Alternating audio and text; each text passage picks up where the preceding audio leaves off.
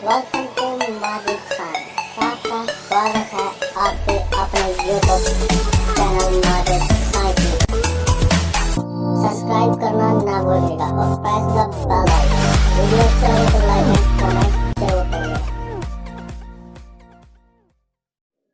नमस्कार दोस्तों, आपका स्वागत है एक बार फिर से आपके अपने YouTube चैनल माजिद साइंस पर। आज हम आपके लिए लेकर आए हैं हरियाणा व साइंस से जुड़े कुछ महत्वपूर्ण क्वेश्चन आंसर जो कि आपसे आने वाले कंपटीशन एग्जाम में पूछे जा सकते हैं। Most important question all competition exam in Haryana. तो चलिए दोस्तों शुरू करते हैं फटाफट। दोस्तों आज का हमारा फर्स्ट क्वेश्चन है, वनस्पति तेल के हाइड्रोजनीकरण में प्रयुक्त उत्प्रेरक है हमारे पास, और ऑप्शन है पीडी, पीबी, एनआई या सीयू।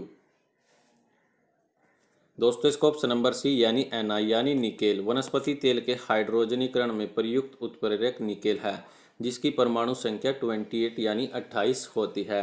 निकेल यानी निकेल का प्रयोग हम किस में करते हैं, किसके कुछ महत्वपूर्ण पॉइंट। निकेल हवा में उपस्थित ऑक्सीजन के साथ अभिक्रिया करके अपने ऊपर एक पतली सी परत बना लेता है, जिससे वे अंदर की धातु बची रहती है। तो इसी वजह से इसका प्रयोग लोहे व अन्य धातुओं पर निकेल की परत चढ़ाकर उसे जंग लगने से बचाने के लिए इसका प्रयोग किया जाता है। इसके अलावा इसका प्रयोग इस्पात में मिलाकर उसे स्टेनलेस यानी जंगरोधक बनाने में भी निकेल का प्रयोग किया जाता है। हमारा नेक्स्ट क्वेश्चन है, सदृश्य अंगों में समान होते हैं हमारे पास, और ऑप्शन है समान संरचना समान कार्य है, अलग संरचना अलग कार्य है, समान संरचना अलग कार्य या अलग संरचना समान कार्य है। दोस्तों इसका ऑप्शन नंबर सी यानी समान संरचना अलग कार्य। सदृश्य अंगों में समान संरचना और अलग कार्य होते हैं। सदृश्यता यानी एनालॉजी। सदृश्यता दो अलग अलग सजीवों के कार्यों में समानता को दर्शाती है। जंतुओं में सदृश्यता यानी एनालॉजी। सदृश्य अंग समान काम लेकिन अलग अलग उत्पत्ति वाले अनुरूप अंगों के विपरीत होते हैं। सदृश्यता लक्षणों का एक उदाहरण जैसे कि कीटों, चमगादड़ों और पक्षियों के पंख, ये सादृश्य के प्रमुख उदाहरण है। हमारा नेक्स्ट क्वेश्चन है, रक्तचाप, लार आना, उल्टी आना जैसी अनैच्छिक क्रियाएं मस्तिष्क के किस भाग द्वारा नियंत्रित होती है हमारे पास, और ऑप्शन है मेंडुला, फोन्स, सेरिब्रम या सेरिबेलम। दोस्तों इसका ऑप्शन नंबर ए यानी मेंडुला ओब्लोगेंटा। रक्तचाप, लार आना, उल्टी जैसी अनैच्छिक क्रियाएं मस्तिष्क के मेंडुला ओब्लोगेटा के द्वारा नियंत्रित होती है। अब मेंडुला ओब्लोगेटा के कुछ महत्वपूर्ण पॉइंट जान लेते हैं। यह एक बेलनाकार रचना होती है जो कि पीछे की ओर स्पाइनल कॉर्ड या फिर मेरुरज्जु के रूप में पाई जाती है। स्पाइनल कॉर्ड मस्तिष्क के पिछले सिरे से शुरू होकर रीढ़ की हड्डियों में न्यूरल कैनाल के अंदर से होती हुई नीचे की ओर रीढ़ की हड्डी के अंत तक फैला रहता है। इसी में अनैच्छिक क्रियाएं के नियंत्रित केंद्र स्थित होते हैं। मेंडुला द्वारा आवों का चलन मस्तिष्क और मेरुरज्जु के बीच होता है। मेंडुला में अनेक तंत्रिका केंद्र होते हैं जो कि हृदय की धड़कन, रक्तचाप और श्वास गति की दर को नियंत्रित करते हैं।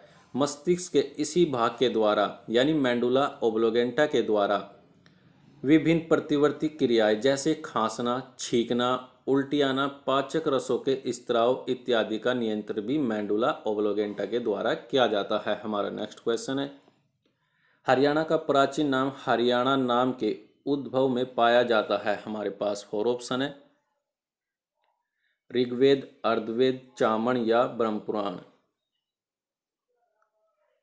दोस्तों इसका ऑप्शन नंबर सी यानी चामन में। हरियाणा का प्राचीन नाम हरियाणा चामन में उद्भव में पाया जाता है। हमारा नेक्स्ट क्वेश्चन है, किस हार्मोन की कमी से बौनापन आ जाता है हमारे पास, फोर ऑप्शन वृद्धि हार्मोन, थायरोक्सिन, इंसुलिन या एस्ट्रोजन। दोस्तों इसका ऑप्शन नंबर ए यानी वृद्धि हार्मोन की कमी से बौनापन आ जाता है। वृद्धि हार्मोन पीयूष ग्रंथि के द्वारा स्त्रावित होता है। यह हार्मोन किसी भी व्यक्ति के उचित शरीर यानी शारीरिक विकास के लिए महत्वपूर्ण माना जाता है। इस हार्मोन की मात्रा में कमी होने से वृद्धि रुक जाती है और इसकी ऊंचाई उम्र के अनुसार सामान्य से कम हो जाती है। यानी जो व्यक्ति की ऊंचाई होनी चाहिए वह कम हो जाती है, जिससे इसमें बौनापन आ जाता है। अगर बचपन में ही इस समस्या का पता चल जाए तो इसे हार्मोन देकर ठीक किया जा सकता है। पर यदि एक बार हड्डियों का विकास यानी पूरी तरह से हड्डी बन जाए तो इसे सुधारना संभव नहीं होता, यानी इसे बौनापन ठीक नहीं किया जा सकता। इस हार्मोन की अधिक मात्रा में स्रावित होने से यानी वृद्धि हार्मोन की अधिक मात्रा में स्रावित होने से व्यक्ति बहुत लंबा, बहुत बड़ा हो जाता है, जिससे उसका चेहरा, हाथ और पैर काफ़ी भारी हो जाते हैं। उसकी लंबाई लगभग 9 फुट तक बढ़ जाती है, यानी वृद्धि हार्मोन ज़्यादा स्रावित होने से व्यक्ति की ऊंचाई लगभग 9 फीट तक हो जाती है। अगर कम हो तो जिससे व्यक्ति की बौनापन हो जाता है, यानी ऊंचाई में कमी आ जाती है। पीयूष ग्रंथि में खराबी बहुत ही कम देखने को मिलती है, यानी इस हार्मोन की कमी बहुत ही कम लोगों में देखने को मिलती है। हमारा नेक्स्ट क्वेश्चन है, रेवड़ी नामक मिष्टान किसका प्रसिद्ध है, यानी किसका प्रसिद्ध है? रोहतक, बांगड़, लूर या काठक? दोस्तों इसका ऑप्शन नंबर ए यानी रोहतक का रेवड़ी नामक मिष्टान रोहतक जिले का प्रसिद्ध मिष्टान है। हमारा नेक्स्ट क्वेश्चन है, राजा हर्षवर्धन ने एक प्रसिद्ध नाटक निम्न में से लिखा है। हमारे पास फोर ऑप्शन, रामायण, नागानंद, पतंजलि या नारायणियम। दोस्तों इसका ऑप्शन नंबर बी यानी नागानंद। राजा हर्षवर्धन ने एक प्रसिद्ध नाटक नागानंद लिखा है। इसके अलावा इन्होंने 2 और नाटक लिखे हैं जो कि रत्नावली और प्रियदर्शिका है। हमारा नेक्स्ट क्वेश्चन है, लाइपेज किस पर कार्य करते हैं? हमारे पास फोर ऑप्शन है, अमीनो अम्ल पर, प्रोटीन, कार्बोहाइड्रेट या वसा। दोस्तों इसका ऑप्शन नंबर डी यानी वसा पर। लाइपेज वसा पर कार्य करते हैं। अब लाइपेज होता क्या है? लाइपेज एक एंजाइम है जो कि लिपिड के हाइड्रोलिसिस को उत्प्रेरित करता है। यह एस्टेरस के एक उपवर्ग से संबंधित है। आहार पाचन लिपिड के ट्राइग्लिसराइड यानी वसा तेल जैसी मानव पाचन तंत्र में पाचन, परिवहन और प्रसंस्करण में महत्वपूर्ण भूमिका निभाते हैं। उदाहरण के रूप में अग्न्याशय लाइपेज पाचन तंत्र में आहार ट्राइग्लिसराइड को तोड़ देते हैं और ट्राइग्लिसराइड सबस्ट्रेट को मोनोग्लिसराइड और 2 फैटी एसिड में परिवर्तित कर देते हैं। इससे मनुष्य में कई लाइपेज एंजाइम होते हैं जिनमें यकृत लिपेज, एंडोथेलियम लिपेज और लिपोप्रोटीन लाइपेज शामिल होते हैं। हमारा नेक्स्ट क्वेश्चन है, निम्न में से धावन सोडा है। हमारे पास फोर ऑप्शन है, NaHCO3 5H2O या option number B Na2CO3 5H2O, Na2CO3 10H2O या ऑप्शन नंबर डी NaHCO3। दोस्तों इसका ऑप्शन नंबर सी यानी Na2CO3 10H2O धावन सोडे का सूत्र है। सोडियम कार्बोनेट एक अकार्बनिक यौगिक होता है जिसका रासायनिक सूत्र यानी Na2CO3 10H2O होता है, जिसे हम धावन सोडा, धोने का सोडा या सोडा क्रिस्टल भी कहते हैं। यह एक सामान्य लवण है जिसका जलीय घोल क्षारीय होता है, इसलिए इसका उपयोग कपड़े धोने में किया जाता है। इसलिए इसे हम धावन सोडा या फिर वॉशिंग सोडा भी कहते हैं। इसके अलावा इसका प्रयोग जल की कठोरता को दूर करने में भी किया जाता है। इसका अणुसूत्र यानी Na2CO3 10H2O होता है जिसका पूरा नाम सोडियम कार्बोनेट डेकाहाइड्रेट होता है। सिर्फ Na2CO3 यानी Na2CO3 को सोडा ऐश कहते हैं, जबकि इसमें जल के अणु जुड़ जाते हैं, यानी इसमें जल के अणु जुड़ना इसका धावन सोडा यानी सोडियम धावन सोडा, जिसको हम धोने का सोडा या फिर सोडा क्रिस्टल भी कहते हैं। धावन सोडे को जब गर्म किया जाता है तो यह बेकिंग सोडा यानी NaCO3 बन जाता है। हमारा नेक्स्ट क्वेश्चन है, निम्न में से हरियाणा में मृदा की समस्या है। हमारे पास फोर ऑप्शन, लाल रंग, पवन अपर्दन, सूखा, कंकड़। दोस्तों इसका ऑप्शन नंबर बी यानी पवन अपर्दन हरियाणा में मृदा की एक समस्या है। हमारा नेक्स्ट क्वेश्चन है, हरियाणा राज्य में निम्न में से 300 मील उत्तर में है। हमारे पास फोर ऑप्शन है, भूमध्य रेखा, ग्रीनविच रेखा, कर्क या सीधी रेखा। दोस्तों इसका ऑप्शन नंबर सी यानी कर्क रेखा। हरियाणा राज्य में 300 मील उत्तर में कर्क रेखा स्थित है। हमारा नेक्स्ट क्वेश्चन है, निम्नलिखित में से कौन सा हार्मोन पौधों की वृद्धि को रोक देता है? हमारे पास फोर ऑप्शन है, एब्सिसिक अम्ल, साइटोकाइनिन, ऑक्सिन और जिबरेलिन। दोस्तों इसका ऑप्शन नंबर ए यानी एब्सिसिक अम्ल। एब्सिसिक अम्ल हार्मोन यानी जो पौधों की वृद्धि को रोक देता है। पौधों में मुख्यतः 5 प्रकार के हार्मोन पाए जाते हैं, ऑक्सिन, जिब्रेलिन अमल, साइटोकाइनिन, इथाइलिन और एब्सिसिक अमल। ऑक्सीजन हार्मोन की खोज 1880 में डार्विन ने की थी और जिब्रेलिन हार्मोन की खोज 1928 ईस्वी में क्रूसेवा ने की थी और इसे जबरेला फ्यूंजुकोराई नामक कवच से प्राप्त किया जाता है। और हमारा तीसरा हार्मोन है साइटोकाइनिन हार्मोन, जिसकी खोज मिलर ने 1955 में की थी, जिसमें काइनेटिन और जिएटिन रासायनिक साइटोकाइनिन का कार्य करते हैं। और हमारा हार्मोन नंबर 4 है एथिलीन हार्मोन। यह एकमात्र गैसीय प्राकृतिक वृद्धि नियंत्रित हार्मोन होता है। यह मुख्य कार्य फलों को पकाने का काम करता है। और हमारा लास्ट है एब्सिसिक अमल। इसकी खोज कार्नास एम एडिकोट ने की थी। यह एकमात्र हार्मोन है जो अम्लीय अवस्था में पाया जाता है। हमारे नेक्स्ट क्वेश्चन है, निम्न में से चिप्स के थैलों में कौन सी गैस भरी जाती है? हमारे पास फोर ऑप्शन है, हाइड्रोजन, नाइट्रोजन, आर्गन या ऑक्सीजन। दोस्तों इसका ऑप्शन नंबर बी यानी नाइट्रोजन गैस। नाइट्रोजन गैस को चिप्स के थैलों में भरा जाता है। और इसे क्यों भरते हैं? चिप्स पैकेज में नाइट्रोजन गैस भरने की एक खास वजह है। नाइट्रोजन गैस रंगीन, गंधहीन और स्वादहीन गैस होती है।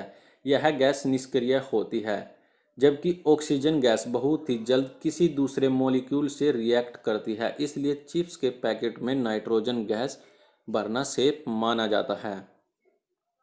नाइट्रोजन गैस भरने से चिप्स कुरकुरे बने रहते हैं, जबकि ऑक्सीजन गैस भरी जाए तो चिप्स जल्दी खराब हो जाते हैं। वायुमंडल में करीब 78 यानी 78% गैस नाइट्रोजन पाई जाती है। बिजली के बल्बों में भी नाइट्रोजन गैस भरी जाती है, क्योंकि इससे उनकी लाइफ यानी उनका जीवन बढ़ जाता है हमारा, जिससे कि वे लंबे समय तक चलते हैं। हमारा नेक्स्ट क्वेश्चन है, निम्न में से कौन सा ऊर्जा का पारंपरिक स्रोत है? हमारे पास फोर ऑप्शन है, सौर ऊर्जा, पवन ऊर्जा, कोयला या ज्वारीय ऊर्जा। दोस्तों इसका ऑप्शन नंबर सी यानी कोयला ऊर्जा। कोयला ऊर्जा का पारंपरिक स्रोत है। ऊर्जा के स्रोत मुख्यतः दो प्रकार के होते हैं, परंपरागत और गैर परंपरागत। परंपरागत ऊर्जा के स्रोत यानी जिन स्रोतों का उपयोग मनुष्य अपनी ऊर्जा की आवश्यकता की पूर्ति के लिए लंबे समय से करता आ रहा है, उसे हम परंपरागत ऊर्जा के स्रोत कहते हैं। इन स्रोतों का भंडार सीमित होता है, यानी ये अनवीक्षणीय ऊर्जा का स्रोत है। इन स्रोतों के द्वारा प्रदूषण होता है, जैसे कोयला, पेट्रोलियम, प्राकृतिक गैस परंपरागत ऊर्जा के स्रोत है। अब हमारा गैर परंपरागत स्रोत यानी जिन स्रोतों का प्रयोग मनुष्य अपनी ऊर्जा की आवश्यकता की पूर्ति के लिए करता है, उसे हम गैर परंपरागत ऊर्जा के स्रोत कहते हैं। इन स्रोतों का भंडार सीमित नहीं होता और ये नवीकरणीय ऊर्जा के स्रोत है।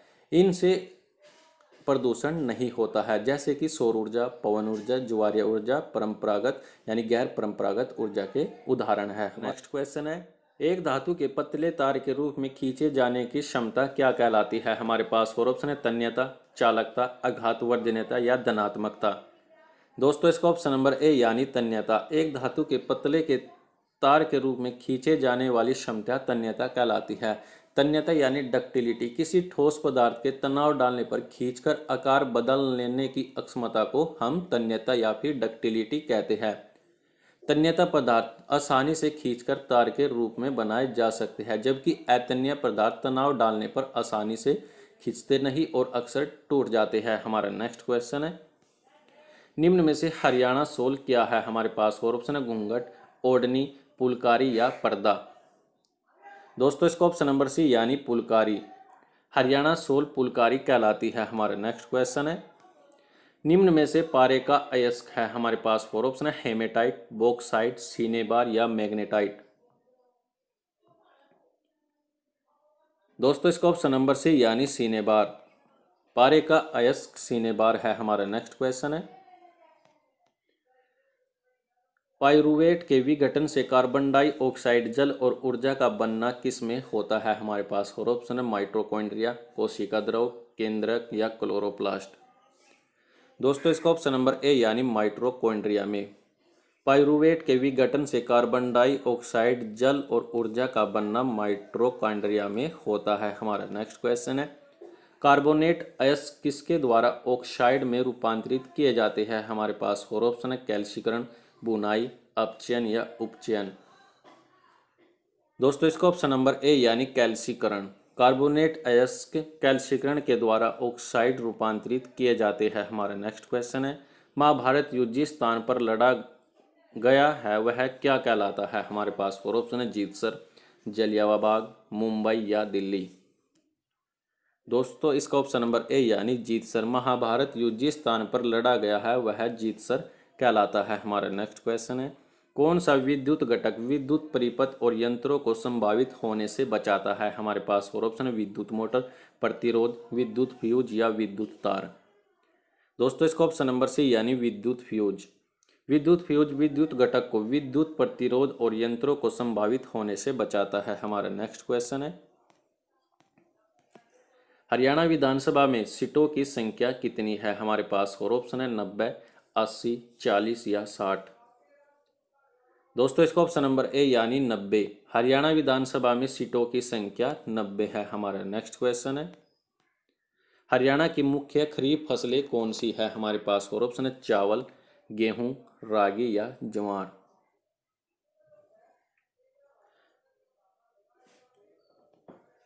दोस्तों इसका ऑप्शन नंबर ए यानी चावल।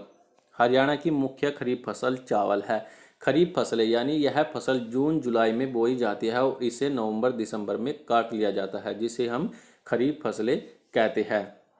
उदाहरण के तौर पर मक्का, अरहर, गन्ना, धान, तिलहन, बाजरा, ज्वार ये सभी के सभी आपकी खरीफ की फसलें होती है। और रबी की फसलें आपकी अक्टूबर नवंबर में बोई जाती है, जिसे मार्च और अप्रैल में काट लिया जाता है, जिसे हम रबी की फसलें कहते हैं। उदाहरण के तौर पर आलू, जौ, सरसों, चना, गेहूं ये सभी आपके रबी की फसलें होती है। हमारा नेक्स्ट क्वेश्चन है, वह नृत्य जिसमें गोपियां कृष्ण के चारों ओर चक्कर बनाती है उसे क्या कहते हैं? हमारे पास फोर ऑप्शन है, भरतनाट्यम, रासलीला, बिहू या मराठी। दोस्तों इसका ऑप्शन नंबर बी यानी रासलीला। वह नृत्य जिसमें गोपियां कृष्ण के चारों ओर चक्कर यानी सर्कल बनाती है उसे हम रासलीला कहते हैं। हमारा नेक्स्ट क्वेश्चन है, दूरदृष्टि दोष को किस लेंस के द्वारा सही किया जा सकता है? हमारे पास फोर ऑप्शन है, अवतल लेंस, उत्तल लेंस, बेलनाकार या समावर्तन लेंस। दोस्तों इसका ऑप्शन नंबर ए यानी अवतल लेंस के द्वारा। दूरदृष्टि दोष को अवतल लेंस के द्वारा सही किया जा सकता है।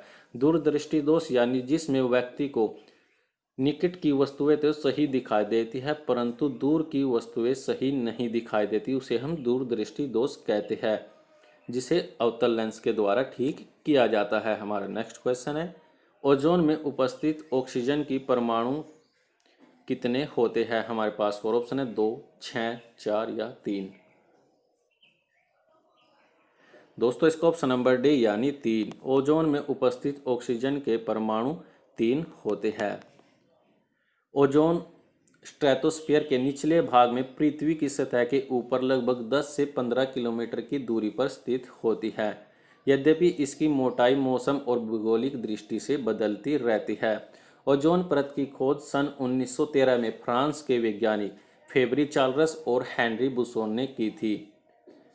इनसे पहले भी वैज्ञानिक ने जब सूर्य से आने वाले प्रकाश का स्पेक्ट्रम देखा तो उन्होंने पाया कि कुछ काले रंग के क्षेत्र थे जिसमें 310 nm से कम वेवलेंथ का कोई भी रेडिएशन सूर्य से पृथ्वी तक नहीं आ रहा था। वैज्ञानिक ने इससे निष्कर्ष निकाला कि कोई न कोई तत्व आवश्यक पराबैंगनी किरणों को सोख रहा है, जिससे कि स्पेक्ट्रम में काला क्षेत्र बन रहा है तथा पराबैंगनी हिस्से में कोई भी विकिरण दिखाई नहीं दे रहा है। इसके बाद ब्रिटेन के वैज्ञानिक GMB डॉब्सन ने उन्होंने एक सरल स्पेक्ट्रोफोटोमीटर विकसित किया जो कि स्पेक्ट्रोस्फेरिक ओजोन को भूतल से माप सकता था। सन 1928 से लेकर 1958 के बीच में डॉब्सन ने दुनिया भर में ओजोन को निगरानी के लिए केंद्रों का एक नेटवर्क स्थापित किया जो कि आज तक काम कर रहा है। ओजोन की मात्रा मापने के लिए डॉब्सन के सम्मान में डॉब्सन इकाई रखा गया, यानी ओजोन की मोटाई को मापने के लिए डॉब्सन इकाई रखा गया। हमारा नेक्स्ट क्वेश्चन है, CNG का मुख्य घटक निम्न में से कौन सा है? हमारे पास फोर ऑप्शन है, इथेन, प्रोपेन, ब्यूटेन या मीथेन। दोस्तों इसका ऑप्शन नंबर डी यानी मीथेन। सीएनजी का मुख्य घटक मीथेन है। हमारा नेक्स्ट क्वेश्चन है, छोटे शहरों का प्रशासन किसके द्वारा चलाया जाता है? हमारे पास फोर ऑप्शन, नगर निगम, नगर पालिका, म्युनिसिपालिका या ग्राम पंचायत। दोस्तों इसका ऑप्शन नंबर बी यानी नगर पालिका के द्वारा छोटे शहरों का प्रशासन चलाया जाता है। हमारा नेक्स्ट क्वेश्चन है, हरियाणा का प्रथम गवर्नर कौन था? हमारे पास फोर ऑप्शन, बी एन चक्रवर्ती, श्री धर्मवीर, श्री आर एस नरूला या श्री तपासे। दोस्तों इसका ऑप्शन नंबर बी यानी श्री धर्मवीर हरियाणा के प्रथम गवर्नर थे। हमारा नेक्स्ट क्वेश्चन है, निम्न में से हर्ष चरित्र किसके द्वारा लिखा गया है? हमारे पास फोर ऑप्शन, सूरदास, तुलसीदास, बाणभट्ट या अनंतराम शर्मा। दोस्तों इसका ऑप्शन नंबर सी यानी बाणभट्ट के द्वारा हर्ष चरित्र लिखा गया है। हमारा नेक्स्ट क्वेश्चन है, हरियाणा राज्य किस वर्ष बना था? 1962 में, 1947, 1952 या सन 1966 में। दोस्तों इसका ऑप्शन नंबर डी यानी सन 1966 में हरियाणा राज्य बना था। हमारा नेक्स्ट क्वेश्चन है, हरियाणा के किस जिले को सबसे कम वर्षा प्राप्त होती है? हमारे पास फोर ऑप्शन है, सिरसा, रोहतक, हिसार या अंबाला। दोस्तों इसका ऑप्शन नंबर ए यानी सिरसा। हरियाणा के सिरसा जिले को सबसे कम वर्षा प्राप्त होती है, परंतु अधिक वर्षा अंबाला जिले को प्राप्त होती है। हमारा नेक्स्ट क्वेश्चन है, Haryana state agriculture marketing board की स्थापना कब हुई थी? हमारे पास फोर ऑप्शन है, 1969, 1966, 1972 या 1971 में। दोस्तों इसका ऑप्शन नंबर ए यानी सन 1969 में Haryana state agriculture marketing board की स्थापना हुई थी। हमारा नेक्स्ट क्वेश्चन है, भारतीय ग्रामीण महिला संघ की स्थापना कब हुई थी? हमारे पास फोर ऑप्शन है, 1981, 1982, 1979 या 1980 में। दोस्तों इसका ऑप्शन नंबर सी यानी सन 1979 में भारतीय ग्रामीण महिला संघ की स्थापना सन 1979 में हुई थी। हमारा नेक्स्ट क्वेश्चन है, जेसी शाह आयोग में कुल कितने सदस्य थे? हमारे पास फोर ऑप्शन है, 7, 2, 3 या 4। दोस्तों इसका ऑप्शन नंबर सी यानी 3 सदस्य। जेसी शाह आयोग में कुल 3 सदस्य थे। हमारा नेक्स्ट क्वेश्चन है, पंडित भगवत दयाल शर्मा का संबंध हरियाणा के किस जिले से है? हमारे पास फोर ऑप्शन, रोहतक, झज्जर, हिसार या कुरुक्षेत्र। दोस्तों इसका ऑप्शन नंबर बी यानी झज्जर जिले से पंडित भगवत दयाल शर्मा का संबंध हरियाणा के झज्जर जिले से है। हमारा नेक्स्ट क्वेश्चन है जो आप सभी के लिए है, कृपया कमेंट करके जरूर बताइए, कुफरी किस फसल की किस्म है? हमारे पास फोर ऑप्शन है, आलू, संतरा, सलजम या केला। दोस्तों कमेंट करके जरूर बताइएगा कुफरी किस फसल की किस्म होती है। दोस्तों आज के लिए इस वीडियो में इतना ही। यदि आपको यह वीडियो अच्छी लगे तो इस वीडियो को लाइक कीजिएगा, कमेंट कीजिएगा एंड सब्सक्राइब कीजिएगा माजिद साइंस को। वीडियो देखने के लिए आप सभी लोगों का धन्यवाद।